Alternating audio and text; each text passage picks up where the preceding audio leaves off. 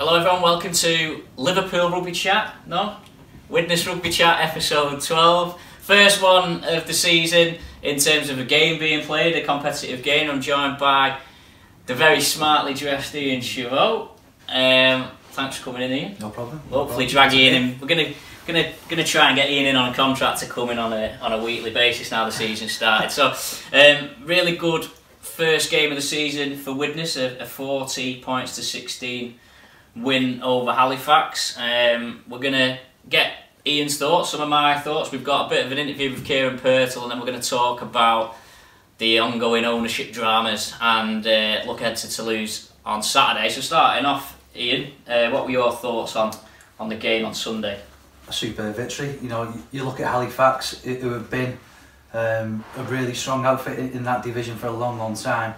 They know the ins and outs of what good is like. If you like, Widnes have been out of it, as we know. We want to be back in Super League, clearly, but you've got to dispatch what's in front of you, and that's exactly what Widnes did.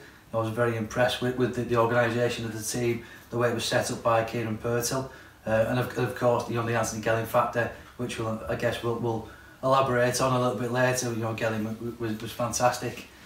Just a one mishap with the Stephen side, but we'll let him off for that because overall he was great. Danny Craven for me as well, really impressive. He kind of ran the game for Widnes for me. I've not seen him do that in a long time. Up front, Widnes provided plenty of beef and grunt. I like the look of Owen Farnworth as a lad who's going to be a Widnesian version of Hep Kale, if I can put it that way. So all in all, a very good day and a healthy crowd too. And to me, James, you know, it was like a bit of a feel-good factor was back there again.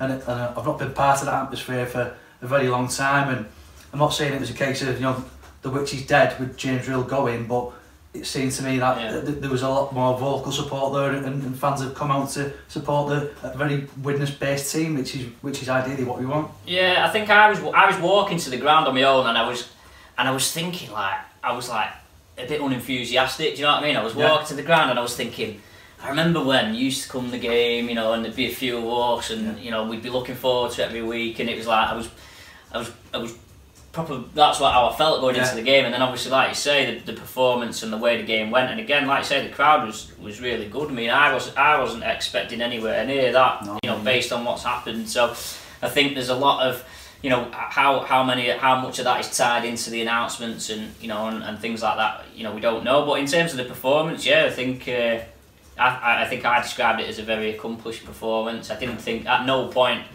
did you feel like Widnes weren't going to win the match. Yes. Even when Halifax had that little bit of a purple patch and got back into it, you know, moved the ball. But I think the thing for me is I didn't feel like Widnes didn't play excellently. I thought they were very good, but you know, they certainly weren't perfect necessarily, and you could certainly see a lot of room for improvement in the performance. I totally agree with that. You know, I was saying that in the press conference afterwards. You know, there's a lot more in the tank, and I think Kieron Purtill is keeping his powder dry. And of course, Widnes aren't full strength just yet. You know, we've got some big players, if you like, to come back into the lineup, but they're going to be hard pressed because 1 to 17, as Purtill said, we were excellent, really good.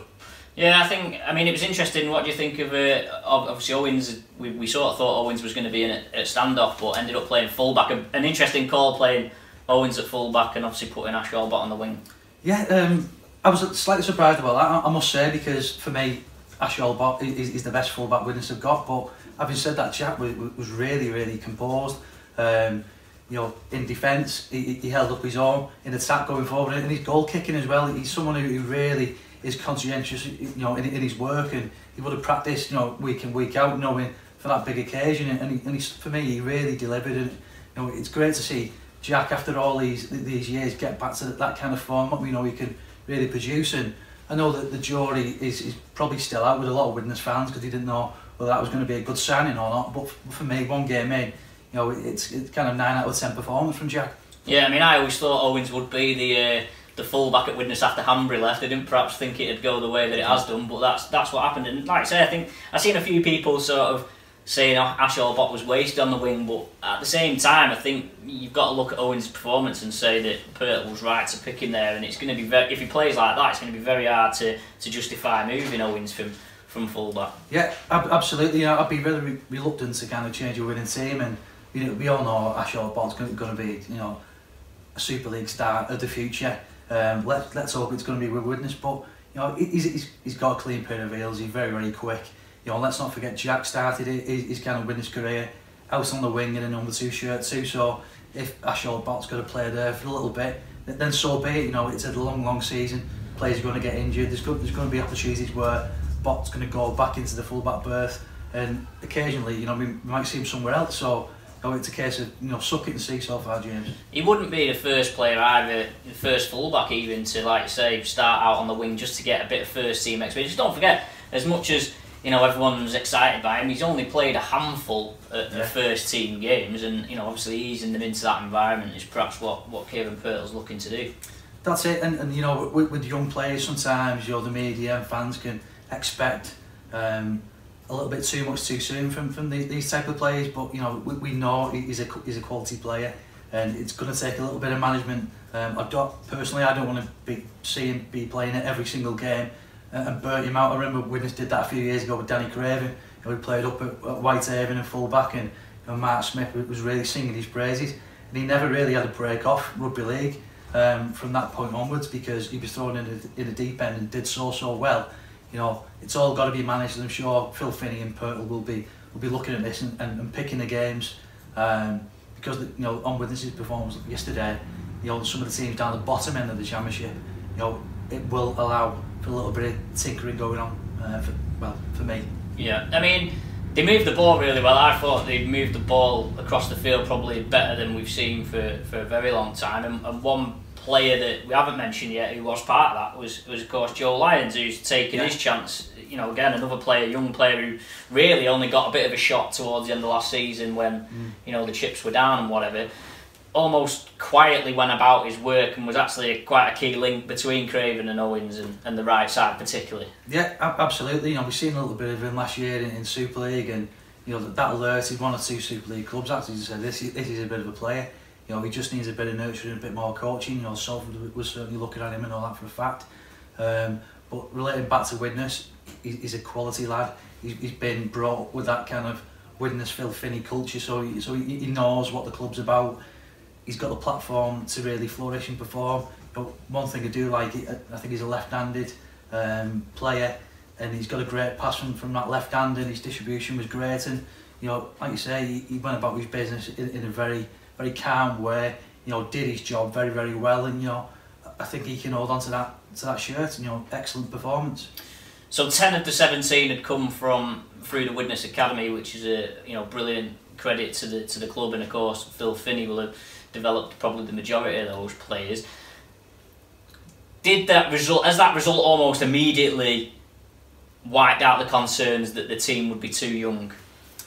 I think it's too early to say. One performance, even though it's against a quality side like Halifax, isn't going to define where Widnes are going. It's a talented squad. It's got some very, very strong up and coming players, but this is a really long season. Halifax, Marshall said afterwards, they were nowhere near the standards he expect, and I'd agree with that. They had a bit of a purple patch, as we talked about before, midway through the first half, but apart from that, the 60 minutes what they put in wasn't any good. Let's face it, that was largely because Widnes were far dominant, superior, if I can put it that way. But what Halifax turned in yesterday will be nothing like what they turn up at the Shea. In a couple of months' time, it'll be a different battle. That they conceded a lot of penalties, didn't they, Halifax? I think 15 penalties, and I've seen a few comments about the forwards and maybe Widnes lacking in a little bit of size in the forwards, which may count against them later on the season. But having said that, probably 2 of Halifax's biggest forwards, Fairbank and Barber, were probably the most guilty of conceding the penalty. So it's a bit like swings and roundabouts. Exactly. The discipline was shocking, and you cannot gift a team like Widnes coming down from Super League with 16 points. I thought the try before half time where Widnes spent the 22 points, killed the game off really, and the discipline just completely went out the window. So I've 2 players sent off, sin bin, I should say, You know, that's going to make coaches turn grey. Whatever level, you cannot be making those silly mistakes and those kind of petulant errors, really. You know, it's something which Halifax will look to stamp out, because, as I said, you know, there's a lot of good sides in this championship, and gifting easy meters, easy yards to teams like Widnes. You know, they're going to be capitalising on it. And it's worth noting that Danny Craven's kick into touch was excellent as well. So it wasn't, you know, them conceding them penalties was being punished because Craven was making 20, 30, 40 metres with each kick, which is another thing that's been criticised of Widnes in the past. That's it, you know. I think now Danny Craven has got the real platform and foundation to have a good goal this year. He could be the difference, and you know, I find myself surprised in saying that, because a few years ago I had him written off in the lower leagues, and Widnes in the Super League, because that's where he was playing the rugby. He wasn't really commanding that midfield performance, which we all know he was capable of, but he wasn't doing it consistently. Now we've seen him in a Widnes shirt, you know, over the past 12 to 18 months, him do that fairly regularly. What I'd love to see now is him say, right, this is my time. I can really have a go away with Widnes, and I can be the man who can change things around. He's got the potential, and as you say, he's got that left foot. Dennis Betts used to irritate all the press lads, I'm sure you know. We've been in press conferences where Dennis has been saying he's got the best left foot in the world, that type of thing, but we've seen a little bit yesterday, and even though we're not buying into Dennis's kind of mantra on that, we all know he can kick a good ball. So, before we move on, we've got to mention Anthony Gelling, who has had somewhat of an impact in his first game, and I suppose a good example both on and off the pitch of why he's such a massive signing for not just for Widnes, but he would have been probably for anyone. Absolutely, you know, he's a great signing for the game over here. You know, certainly the championship, we see the new beginnings launched in Super League, but you know we've got our stars as well, and Gelling's at the right at the top of the tree in that. You know, his performance yesterday was pretty good.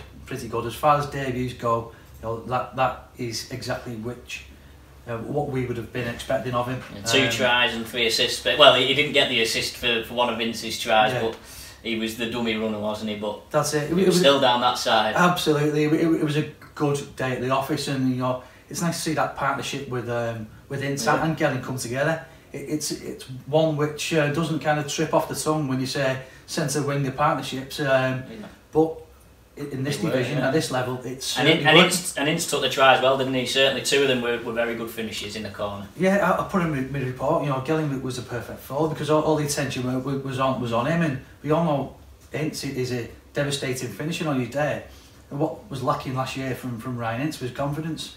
His confidence was short. He was playing in a losing team, and like anyone, it had an effect, you know. So it was in and out. But we know at this level, he's a powerful lad. You know, I remember one occasion, the first half yesterday, him and Gelling did 2 scoots from play the ball, and you know, there's 45-50 metres.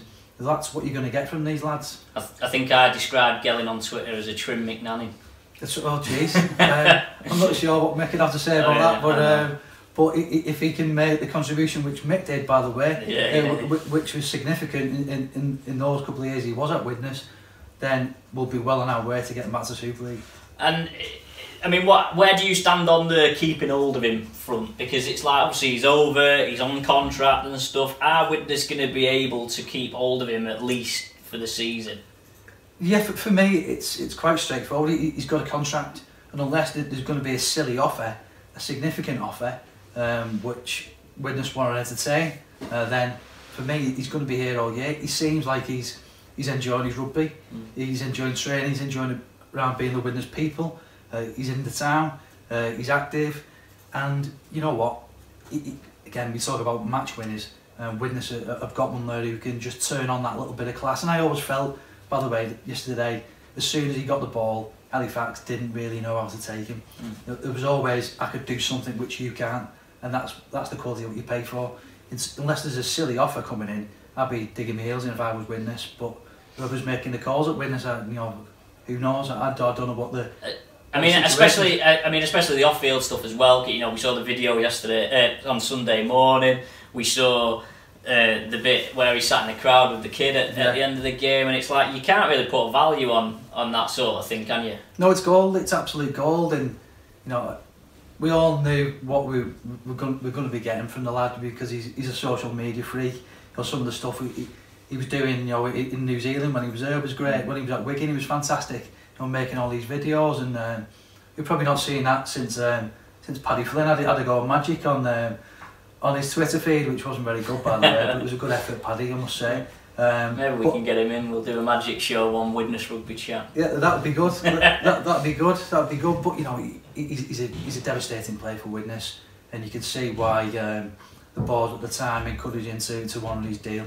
You know, we talked about that bit of palaver over in Catalan when he was over there, but now he's a Widnes player. He's playing well, and long may it continue. So that's our thoughts on the match from Sunday. Adrian Jackson caught up with Kieron Purtill on our behalf after the game. Here's what Kieron had to say. Kieron Purtill's opening games of the season that was pretty alright today. Yeah, really happy with today's performance. You know, last week we got a win, but there were certain aspects I weren't too pleased with. But today, 1-17, were fantastic. It's great to get our first home game, get a win. You know, fantastic for the fans as well. What's the most pleasing aspect of the game for you? I think, you know, you can't go past the win. You know, that's the important bit for us, and that's the pleasing bit. But you know, there were lots of good individual performances out there, but I think the most pleasing thing for me was that the team performed as a team, as a group. You know, at times they had to cover each other's back. We came away with 2 points and quite convincing in the end. That's a highly rated Halifax team, so to put 40 points on them, it's a good opener and a good marker for the rest of the season. Definitely, I've just said in there that, you know, don't underestimate that win. Halifax are a fantastic team. They're a tough team. They don't go away from you, and you know, they'll get some big wins over the year. So for us to put that score on them, play at home, get 2 points, you know, I'm a really happy coach tonight. What was the key to success today? I thought our start was we talked about that, you know, working hard, playing up in an up-tempo game and playing controlled as well. You know, the first 20 minutes we didn't do nothing flash, we just controlled the ball, and I think, you know, Danny Craven's kicking game was superb, and we chased hard off the back of it, and it's quite a simple game if you do those things. That combination with Joe Lyon seems to work quite well tonight. Yeah, we mixed things up a little bit from last week, you know, and you find your combinations, they work together. The starting front row were fantastic, that started, and you know, the outside backs did their job today. And you know, 1-17, it was a team performance, and everyone did the job, and you know, we got the win, and everyone's happy and smiling tonight. Must have been some concerns though when they got back within 6 points. No, not really. You know, I've come against Halifax, you know, many times now over the last couple of years, and that's what they do. They don't go away from you, and I spoke about that during the week. You know, they hang in there, they work hard for each other, and they're a tough team to beat. You know, they're a very good team, and good teams never go away and come back. And all we had to do is just make sure we kept our composure, ride that tough spot, and come out the other side, which we did. Got the tries on board and a well-taken hat-trick for young Ryan Ince. Yeah, it was. You know, fantastic finishes there in the corner. Was great. You know, Gelling was good inside of him. But you know, there's a lot of good teamwork went into those tries as well. Next up, it's going to be Toulouse away, and that's a different challenge again. Yeah, massive challenge. We've got the travel to take into account. Obviously, we're going over to France there. It's a tough place to go. You know, they're a big physical team. They've got the home crowd behind them, so it's going to be really difficult next week. And we have to back it up. You know, we know we've got a tough start to the season, so we have to be good. Confidence is sky high. A couple of injuries ahead of this game, and them guys going to be available next week. Yeah, well, hopefully on Wellington Albert's probably the one we're looking at. You know, he's made rapid strides this week. He just couldn't quite make it today, so hopefully we'll have him back on board next week. But the other guys are probably another week or two off yet. Must have been pleased with the youngsters not there today. Yeah, really pleased. You know, there's some good talent out there, but you know, they're willing to learn. They're learning the game, and you know, that's what we've got, a good mix now. We've got some senior guys who are leading the way, and they just need to drag these young kids along with them. So Ian, let's talk about a few other things. We've talked about the match now. Obviously, the ongoing ownership dramas. I mean, I'll try and summarise it a little bit before we go on. I mean, and my impression is that there's a lot of hysteria going around about the ownership. You know, it's been said that the shares are effectively available for fee gratis, whatever. The directors' loans have been written off, supposedly. We've got, obviously James Reel's finished now, and obviously he issued the statement to confirm.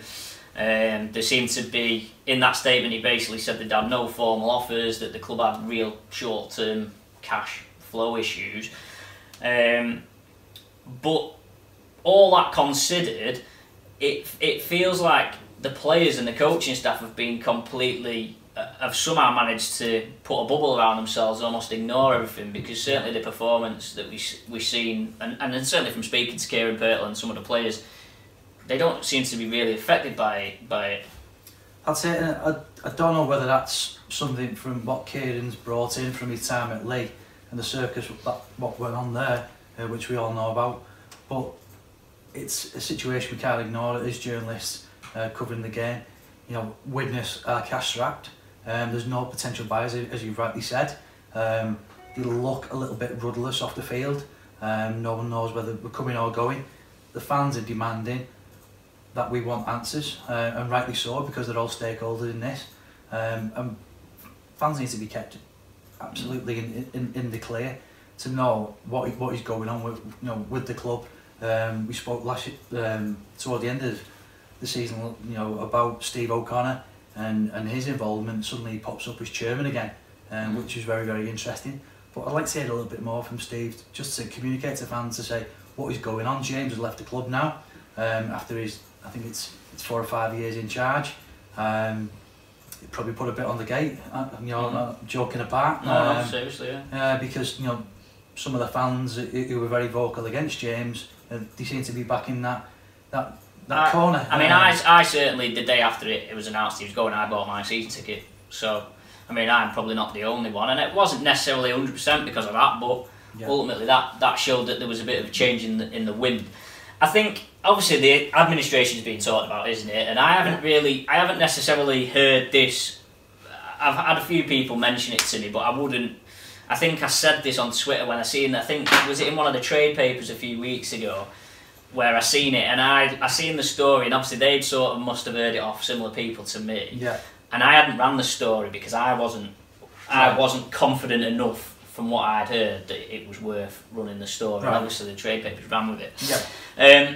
Is there a concern that now with Steve O'Connor having written off his loans, is that now more of a possibility? Because I mean, in theory, he's got nothing to lose really. Yeah. Well, the longer this goes on, this saga episode called What You Made goes on at Widnes, then the likelihood is he's going to be an administration job again, and we don't want that. As we mentioned, the feel-good factors back in Widnes again, and to put a bit of a dark cloud over it again with administration would really devastating for the club. But if the future needs to be sorted out one way or the other. Let's face it. We had Luke Backhouse, who you spoke to on this show, and he was a serious contender. He's since stepped away from it. He said it's not right for him for a number of different reasons. There was rumours about Marlon Kukash coming on board. That is gone quiet again. And since James Rule said there's no other significant takers, which is worrying, which leads me to the situation, going back all them years ago, when we went into administration following the loss to Castleford in the 2007, exactly, in the old kind of the NFP Championship, I like to call it, at Headingley. That was a very bleak time, and it took Halton Borough Council to step in and say, come on, we've got to have some local business interest who's willing to take the club on. I fear we're going to be going down that route again.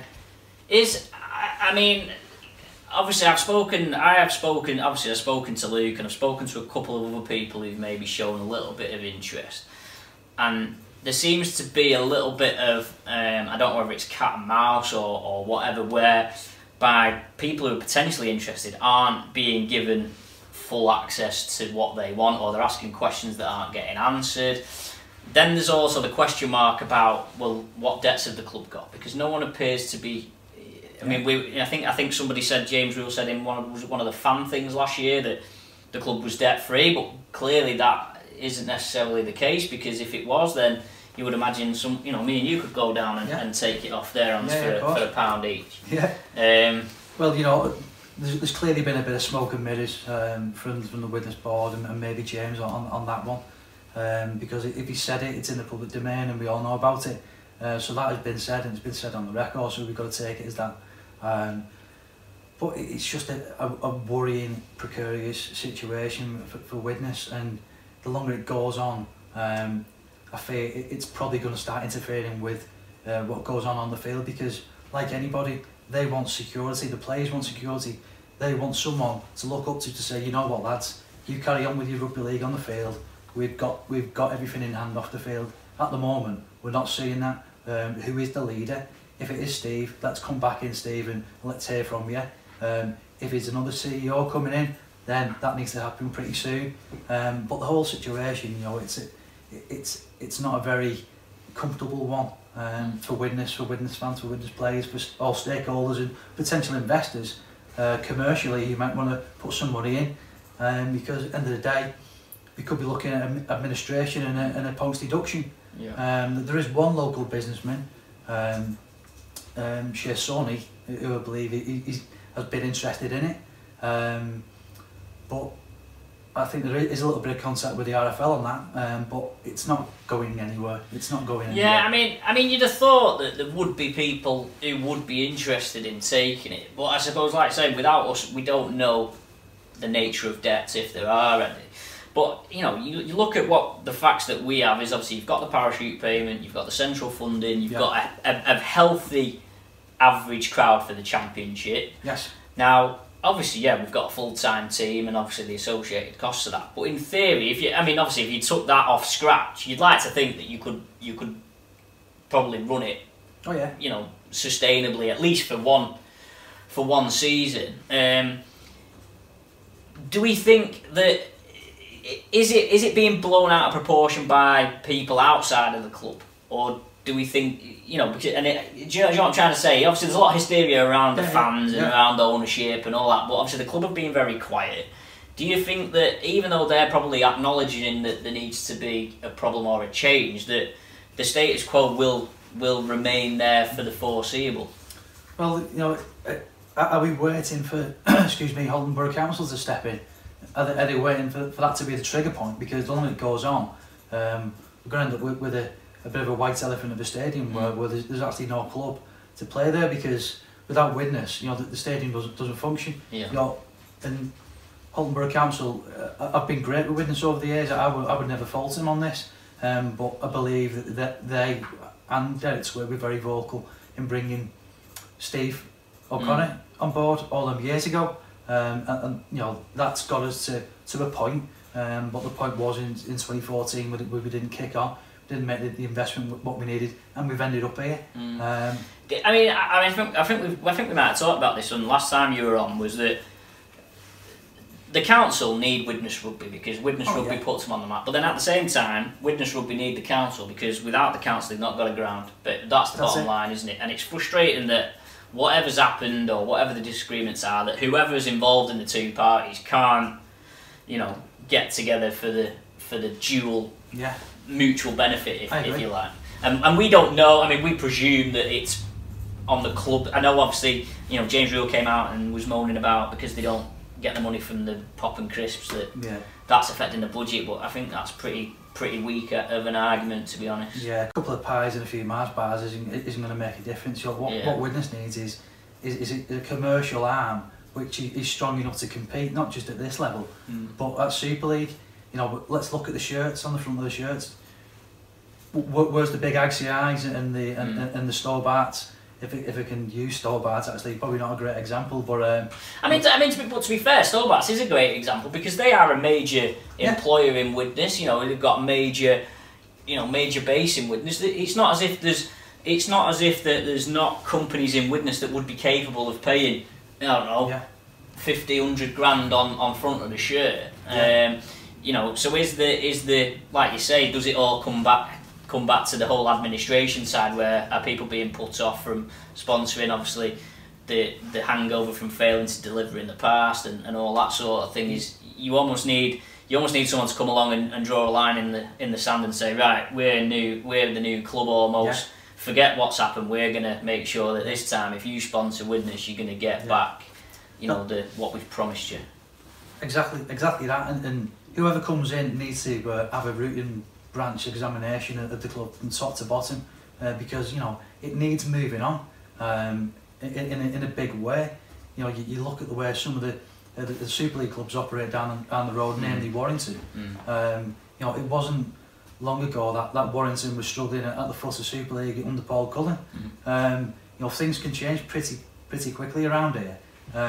Widnes could be in that top echelon again, but they've got to go about it in the right way, run it as a business, and be completely transparent, and don't sell false promises and dreams and take people down the garden path, which I believe that has been the case in some businesses. It was funny actually, because I was thinking, why have we never had Merseyflow on the front of the shirts? That's what I was thinking. I don't know why it came into my head. Was it that they hit the 1 millionth different fine, was it, or was it £1 million in total in fines that they hit recently? I mean, you'd only need like probably a tenth of that to go on the front of the Widnes shirt. I mean, remember we had Liverpool away, capital of culture, city of culture, whatever it was. Exactly. So it's like, for me, I was thinking about this. I was thinking they'd be ideal, Merseyflow, get them on the front of the shirt, bit of kickback from all the fines. Perhaps you should be doing Widnes' marketing for them.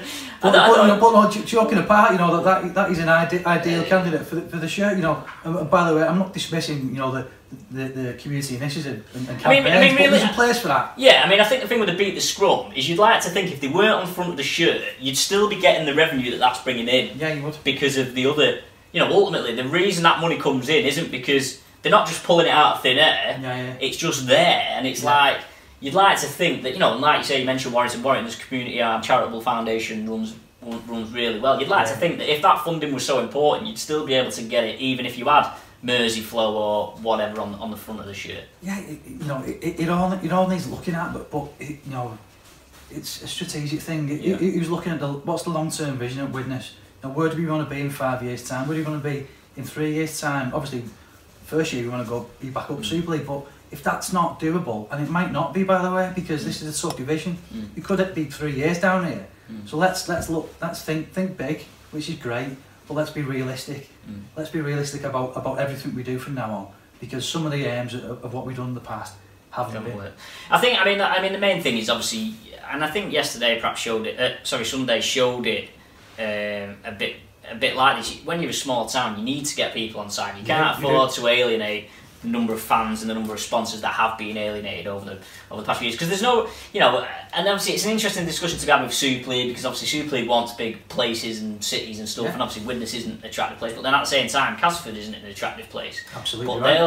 But if you were to draw your line on Super League now, Castleford would probably be in it, because they've just made themselves attractive. They play in a dump of a ground, but you can't not have them in it because of the way they've built themselves up. Yeah, and for me, it's about how you sell Widnes. And Widnes is for me, it's an ideal place in terms of commuting. You've got a lot of reachable towns and cities. Are we doing enough in Liverpool? Are we doing enough in Chester?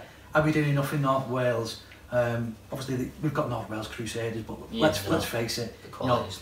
It's pub team rugby league, James. But is it? I mean, obviously we talk about expanding to those areas, but is it important to make sure that the people in the town are engaged first? And is that maybe why the club's slacked a little bit, because they've actually, in theory, the people in Widnes should be your bread and butter, shouldn't they? Absolutely right. And you look at when you go down town or you go to Tesco, wherever, there's more kids wearing Man City, Man United, Everton, Liverpool tops than Widnes tops, and that was unheard of in my day in the 80s. We were all throwing the rugby league ball around and wearing Widnes tops. Obviously things change, but we're not just competing now with rugby league and soccer, competing with Chester Zoo, Strictly Come Dancing, all these different things now are into the mix. This is where Widnes have got to be a lot cuter with what they do in terms of media, marketing, social media, commercial, the way they run functions and events, the way they look at history, all these little factors which make the big picture. Are they doing it well? Probably not. We need to get better, or they need to get better. You mentioned Liverpool there in that little thing, so we'll touch on this a little bit about this Liverpool RLFC thing that's cropped up. Now, my understanding is that the Twitter account is a spoof, so we might swerve that a little bit. But there seems to be a little bit of legs in Marwan Kukash being interested in maybe setting up some sort of Liverpool team. Of course, Luke Backhouse is a Liverpool lad, and I know he's copped a load of flack I don't really know why, but he was at the game on Sunday. Liverpool, we were talking just before we came on air here that it is actually a sound idea, isn't it, really? If you were to establish a League One team in Liverpool and try and work them up, you could build a stadium somewhere that, you know, wasn't massive but could accommodate a non-league football team perhaps, and, you know, it's within touching distance that you could attract players, unlike maybe Toronto or unlike maybe London Broncos, a good example, I suppose, where, you know, whereas at least in Liverpool, anyone from Yorkshire or Lancashire who's established in the game would go there and play there. Absolutely, you know, if it's going to be done, now is the time, in my opinion, to have another crack. Let's not forget that there's been a long list of kind of Liverpool clubs, you know, going back to you know, like in Prescott, Liverpool as it was originally, even, you know, Prescott, Runcorn and Highfield, you know, it goes back a long way. But to kind of press the reboot button on it all, why not? Why not do it? You know, Liverpool, it is a great city. You know, you got Magic Weekend there, of course, as well. Absolutely, you know. You got World Cup games. Definitely, you know, there's netball stuff going on there. Yeah. You know, Liverpool Football Club's doing pretty well at the moment. So the timing just feels right for someone to have a real go, have a real push at Liverpool. Whether Marwan is the man to do it remains to be seen. But the idea and the concept, you know, it's something I'd really buy into, and I'd be keen to be involved in something like that. Yeah, and I think people are perhaps missing the point with the Liverpool thing, because I know Widnes fans are being a bit like, well, but Widnes fans ultimately aren't what they're trying to attract, because Widnes fans are Widnes fans. You know, you're not going to switch your team. Obviously, we might work there in a professional capacity or whatever, but I think the thing I've always found with expansion is that, you know, you've heard all these projects, and, you know, Toronto being the latest one, but then I went to uni in Preston. You go up there, rugby league basically doesn't exist. Yes. You go to Liverpool, rugby league basically doesn't exist, and you think these are places within like touching distance of where rugby league is massive, and yet they don't have any presence. And it's like, you know, like you say, it sort of does make a bit of sense to do it that way. Yeah, you know, St Helens have had a go at Liverpool, you know, Widnes not so much. You know, I don't know whether St Helens have written it off or not, but you know, they used to do Saints in the City all them years ago, and I remember Paul Sculthorpe and Longy going down there, you know, doing training sessions with the young Liverpool kids, and, you know, it was fantastic. But because they never got anything back in terms of a product and no buy-in, then it kind of fell by the wayside. But to me, I'm convinced there's an opportunity there. And especially Liverpool as a city, certainly over the last 10 years, is absolutely rocketed, hasn't it? Yeah. Absolutely, you know, there's you know, the way it's run, you know, the council seem to have their arms around it. You know, they're always redeveloping areas of the city, and they want to do the best for Liverpool people, and, you know, as the Holden Borough Council. But obviously, you know, it's talking about different kind of exit, if you can put it that way. But the potential for Liverpool and rugby league, that's the thumbs up from me, James. Okay, so we'll go back onto Widnes now, so we'll look ahead to the weekend. So, really tough start, to be fair, for Widnes. Couldn't really have been much tougher. You've got Halifax at home, Toulouse away, which is Saturday night, and then Toronto away in Newcastle the following week. Yeah. Again, this is something I said after the game on Sunday. I think Widnes can go to France and really believe that they can win now, especially after Sunday. Yeah, confidence will be up. You know, they'll have a spring in the step. You know, Toulouse are slow starters to any season. If you look back on what they've done, they've never really set anything alight. You know, I remember Widnes under John Stankovic giving him a right touching over. You know, in one of the opening games there a good few years ago. But, you know, Sylvain Hurl's very, very good coach. You know, I really rate him.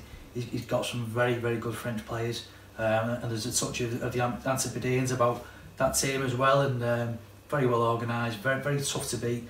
Certainly in France, if I had 50p in it, I wouldn't be necessarily putting on Widnes at this point. You might be surprised by that, considering Widnes you just turned Halifax over, but to go to France to get a result, you know, it's tough. They didn't do it last year. I'm hoping it's going to be a different outcome this year, but it's going to be challenging. Yeah, I think it's a fair point you make about Toulouse. Certainly they got better as the season went on last season, but of course lost to Leeds, which I think I spoke to John Duffy, and he was sort of saying before the season, and he was like really playing down their top 5 chances in a way that I was like, I think you're talking rubbish, John. Do you know what I mean? I was that surprised when he was telling me, and obviously whether that's him just playing down the expectations to loosen the pressure a little bit, lessen the pressure on them. But obviously Lee turned Toulouse over 24-16 in the first game, and bear in mind Lee have got a scratch team that they've built from nowhere that have only probably been training for a couple of weeks against the Toulouse team, which is pretty solid and pretty steady from last season. Yeah, Lee is an interesting case because obviously they've had that adversity. You know, last year, you know, Duffy's come in from Featherstone under a little bit of controversial circumstances. But I think what John's doing is a bit of a typical coaching tactic. He's just loosening the rope really to give his players that kind of freedom to perform. You know, he has put a bit of a scratch side out there, but let's not forget some of these lads are rugby league lads. You know, from your Wiggins, from your Lees, you know, experienced lads who they're bringing in here, so they know how to get the job done. And what Duffy will do is give him some organisation. He'll give him some good game plan. He'll give him something to aim for. You know, he'll be saying, you know, the world's against us here. No one's giving us a shot. It's that kind of Jose Mourinho thing, mentality, and he'll be drilling that into his lads. So Lee, you know, they're going to be in the melting pot. You know, come the end of the year, and I'm expecting some tough Widnes derbies. You know, we've got the three. We've got the summer bash as well. Absolutely. So you're saying you think you'll be pleasantly surprised if Widnes can turn Toulouse over? You think? Yeah. I'm going to go for Toulouse. You know, I hope that's not the case. But I think, especially after their first game as well, they'll be determined not to. Yeah. You know, they'll want to sort of set their stall out, won't they, with the first home game? Yeah, they'll want a reaction. You know, and I think they'll probably get one. You know, Sylvain will have them fired up.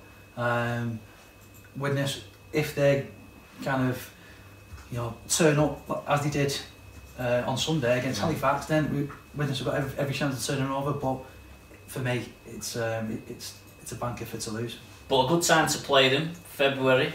Not in the scorching sun. I've been in some. To be fair, they say when you go to, they've been in some terrible weather conditions early in the year. I think was it the 2017 season. What year we had? 2017 season. Yeah. If you went to Catalan the first game, it was March, and it was the coldest, wettest I think I've ever been. Yeah. Not what you expect when you go to Perpignan.